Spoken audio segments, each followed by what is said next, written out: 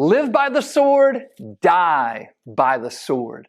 That's essentially what Jesus told Peter on the night Jesus was arrested. We read about it in Matthew 26.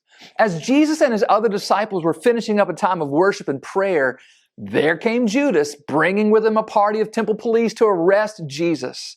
They came out with swords and clubs, and Judas walked up to Jesus and kissed him to show the authorities whom to arrest. They immediately laid hands on Jesus, but out of nowhere, Peter pulled out his sword and swung it to defend Jesus. It actually struck the ear of one of the policemen and cut it off. Jesus instantly turned to Peter and said, "Put your sword back in its place, for all who take up the sword will perish by the sword." We know that better as live by the sword, die by the sword. I want you to think about that saying for a moment, because I think it's really important as a piece of wisdom for us today that we need to hear, especially in our community. What is Jesus saying here? Well, he's basically telling us that what goes around comes around. What you sow, you'll also reap.